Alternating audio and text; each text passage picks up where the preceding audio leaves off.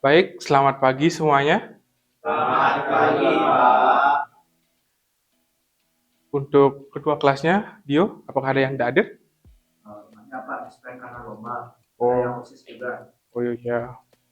Siapa aja? Nanti OSIS menemani lomba futsal, habis itu ada Angga, ada si Chandra, ada Yanti itu menemani, dan yang lomba itu perhatian itu ada si Jadit, ada si Adiatma, ada si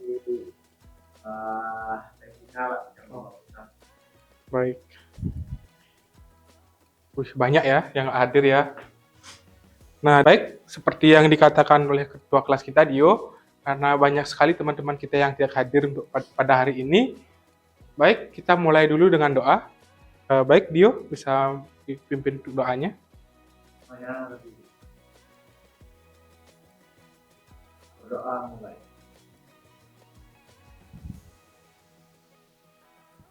Doa.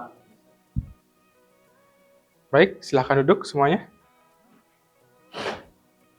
Di sini Bapak akan menjelaskan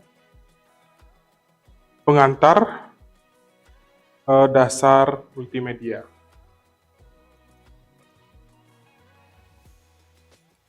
Dalam benak kalian tuh multimedia tuh apa? Ada yang bisa jawab? Desain, Pak. Desain. Lagi? Gambar. Lagi. Oke. Nah, tujuan pembelajaran kita kali ini adalah dapat menjelaskan pengertian multimedia dan elemennya menggunakan bahasa sendiri dengan tepat melalui diskusi kelompok. Nanti Bapak akan ngasih kalian LKPD setelah materinya selesai. Nah, ini ada pengertian dasar multimedia. Dalam kehidupan sehari-hari kita tidak hanya berkomunikasi melalui teks atau suara saja. Nah, seperti yang kita tahu, saat kalian tuh menonton video di YouTube, melihat iklan, atau mungkin scroll TikTok dan lain sebagainya, multimedia adalah jantung dari komunikasi digital modern tersebut. Nah, ia adalah integrasi dari berbagai bentuk media seperti teks, gambar, video yang dikelola menggunakan komputer yang menampilkan pesan secara efektif dan menarik. Nah, Ini ada beberapa manfaat mempelajari multimedia, di antaranya adalah yang pertama, membantu kita menyampaikan informasi yang kompleks menjadi lebih mudah dipahami melalui visual. Yang kedua, kemampuan kreativitas akan meningkat dan menciptakan konten digital yang menarik. Terus yang ketiga, memahami cara kerja platform teknologi seperti aplikasi, berbagai video, dan media sosial. Nah, terus yang keempat, melatih kemampuan komunikasi visual yang sangat dibutuhkan di era digital saat ini. Seperti yang kalian tahu, pada saat ini tuh kan banyak orang-orang yang membuat iklan, terus karena media digital saat ini tuh sangat besar sekali. Apalagi untuk media yang menjual produk-produk seperti kosmetik dan lain-lain. Terus yang kelima, merupakan fondasi awal bagi mereka yang ingin berkarir sebagai desainer grafis atau editor video. Di sini ada yang tertarik menjadi editor? Oke, ada satu Dio ya. Nah, di sini saya akan menjelaskan elemen-elemen multimedia. Nah, sebuah karya dapat disebut sebagai produk multimedia yang baik jika memiliki perpaduan elemen yang seimbang. Nah, elemen yang pertama itu adalah teks. Teks itu sebenarnya teks harus jelas dan harus seragam gitu. Tidak boleh tiba-tiba ini ada font bold, ini ada font yang biasa, terus perbedaan font. Kayak contoh font robot sama Times New Roman digabungin jadi satu. Itu kan mengurangi visual dari desain tersebut. Terus ada gambar atau grafis. Nah, visualisasi yang membantu audiens memahami pesan lebih cepat daripada teks, contoh foto atau ilustrasi atau iklan. Icon.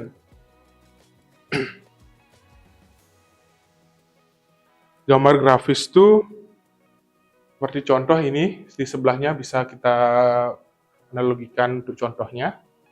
Seperti poster film yang ada di PPT yang paling awal. Ini juga bisa termasuk pada visual atau gambar grafis. Terus yang ketiga ada audio. Kenapa audio itu sangat penting? Karena audio itu dapat memberikan suasana dan emosi pada konten berupa musik, latar, background, efek suara, dan narasi voice over. Nah, bayangin kalau di video kita tuh tidak ada audionya sama sekali. Apakah kalian tuh tertarik untuk menonton video tersebut? Ya. Mungkin kalian tuh kurang betah, karena seperti yang kita tahu, jiwa dalam video tersebut itu separuhnya itu ada di bagian audio. Terus yang kedua itu video. Urutan gambar bergerak yang digabungkan dengan suara untuk memberikan pengalaman informasi yang nyata. Seperti film ataupun video-video yang lainnya. Terus ada yang terakhir itu ada animasi. Gambar statis yang digerakkan untuk menjelaskan proses yang sulit dilihat secara nyata. Contohnya tuh ada anime. Di sini ada yang suka nonton anime? Oh, anime apa, Mat? Terus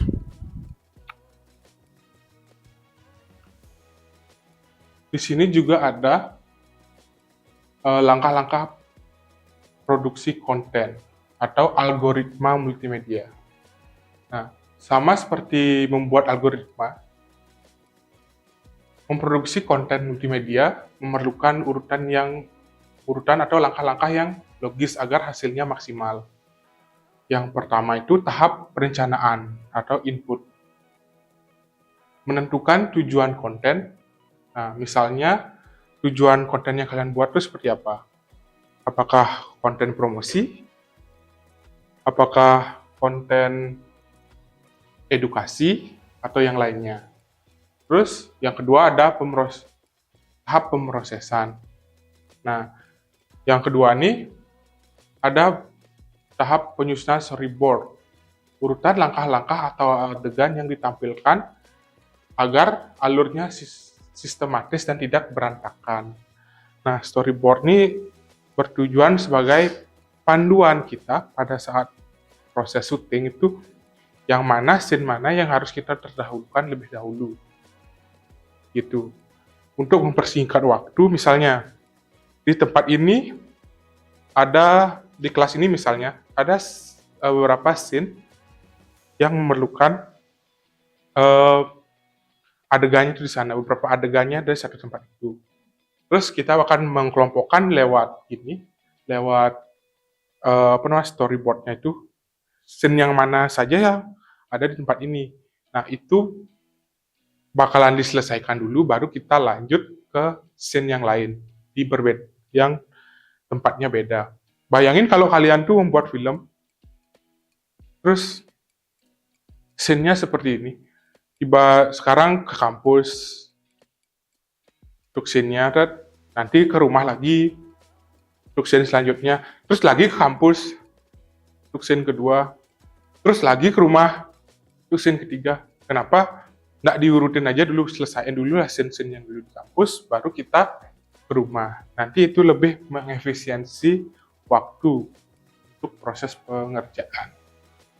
Terus ada editing, menggabungkan elemen gambar dan suara menggunakan perangkat lunak seperti Canva boleh, dan sebagai pengurutannya. Terus ada Premiere Pro, CapCut juga, dan juga ada DaVinci Resolve untuk penyatuannya itu. Seperti yang saya jelaskan tadi, pada saat tahap pemrosesan, kita kan tuh memotong-motong persen kan untuk videonya. Nanti kita itu bisa menggabungkan dalam proses editing.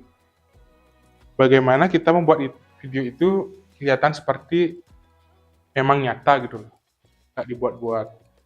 Terus tahapan ketiga itu adalah tahapan publikasi atau outputnya.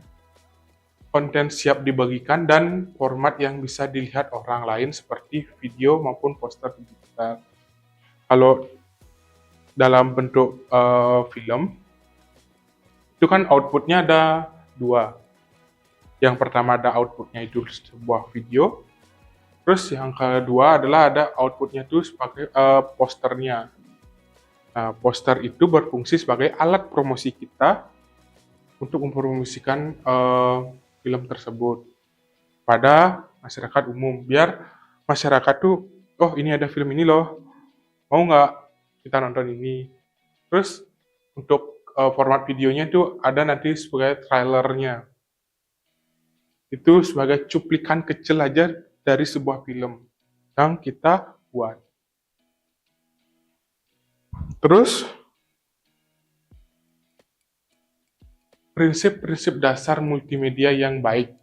Nah, agar konten tidak membingungkan atau ambigu, ada beberapa hal yang harus diperhatikan.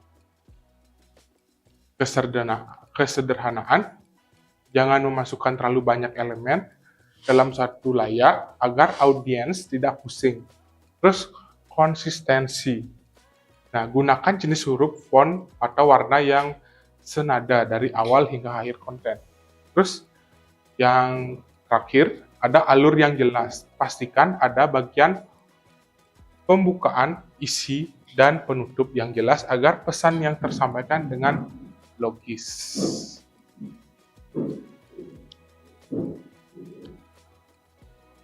Ini saya akan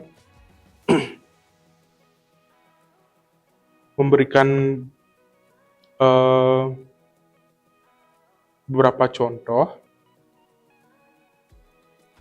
video iklan. Yang pertama itu ada ini. Ini adalah satu iklan dari Milo.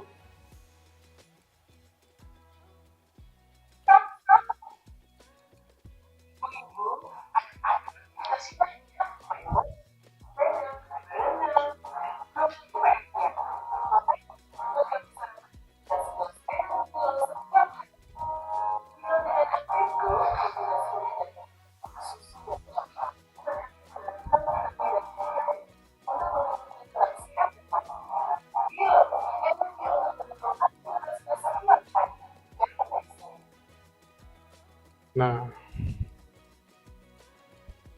seperti yang kita lihat pada video tersebut, per part-partnya itu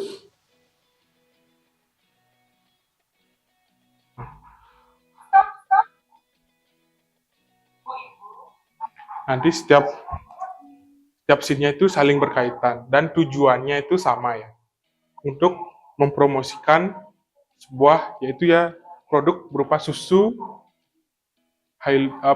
Milo. Terus ini juga ada contoh. Nah, ini salah satu iklan juga, yaitu iklan dari Raiko.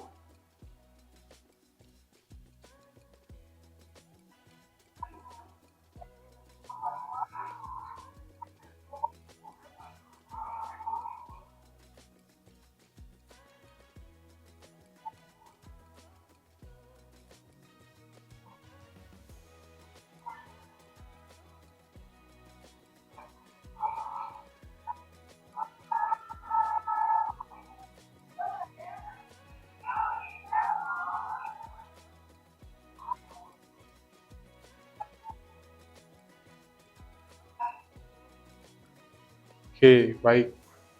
Saya sudah memberikan kalian 2 contoh video. Nah, dari mana kesimpulan dari 2 video itu adalah alurnya jelas, tujuannya jelas, apa yang mau dipromosikan itu jelas. Jadi, dan dia juga tuh menampilkan target pasarnya itu siapa. Contoh yang Milo, dia tuh menampilkan visual seorang anak-anak yang lagi berkembang atau lagi tumbuh. Ya. Nah, terus yang kedua ini ada Reiko. Nah, dia tuh mengambil contoh itu ibu-ibu yang sedang masak. Nah, karena produk ini memang ditujukan untuk ibu-ibu yang sedang masak. Coba bayangkan, Reiko dijadiin suplemen, dijadiin iklan suplemen, kan beda. Tujuannya tidak sama. Nah, di sini saya akan memberikan kalian beberapa soal.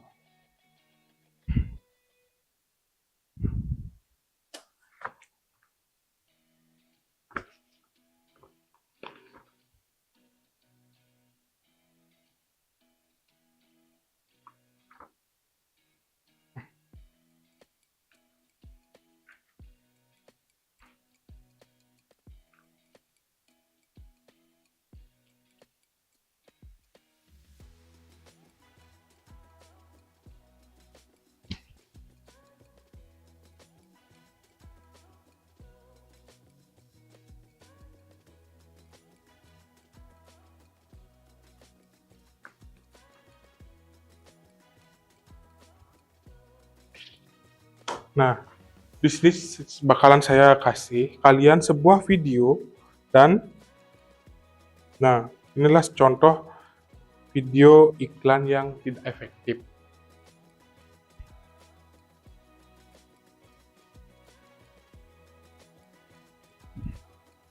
Nanti tolong kalian isi nama, anggotanya siapa saja, nama kelompoknya kelompok apa, terus pada soal yang pertama itu, perhatikan contoh konten gagal yang ditetapkan oleh guru di depan kelas. Nah, ini adalah contoh video konten yang gagal tersebut. Nah, terus kalian bisa menjelaskan atau menganalisis konten ini, apa permasalahannya. Terus yang kedua, apa saja yang bisa diperbaiki dari konten ini. Terus kesimpulan apa yang kalian dapat atau kesimpulan apa yang kalian bisa perbaiki dari konten ini. Saya play sekarang.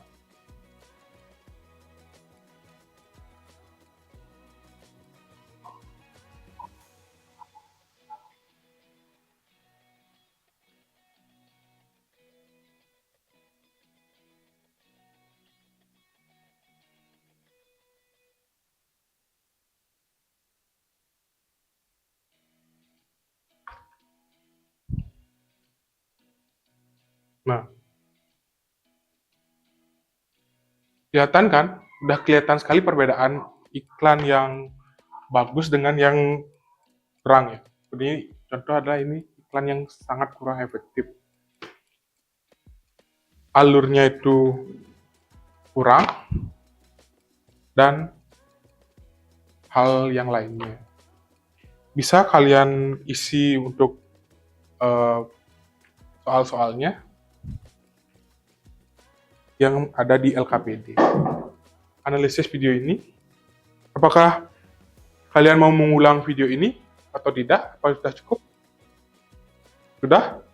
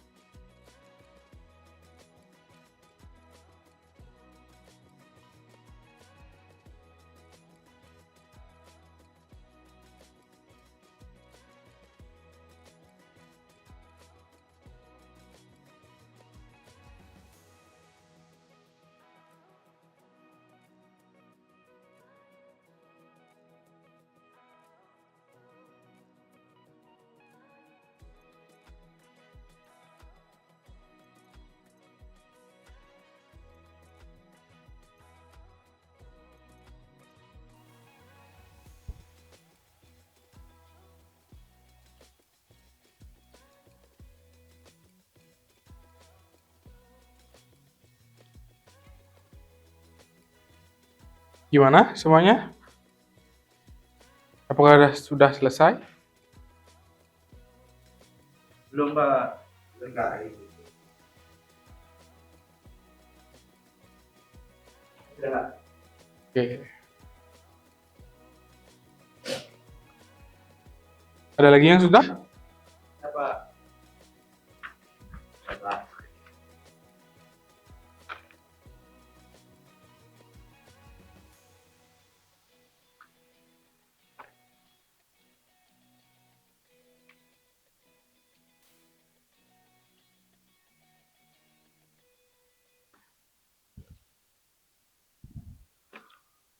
Baik, seperti kesimpulan yang tadi saya bacakan, yang sudah saya bacakan, dan kalian juga sudah menjawab lembar kerjanya dengan baik, mari kita akhiri untuk pembelajaran kali ini.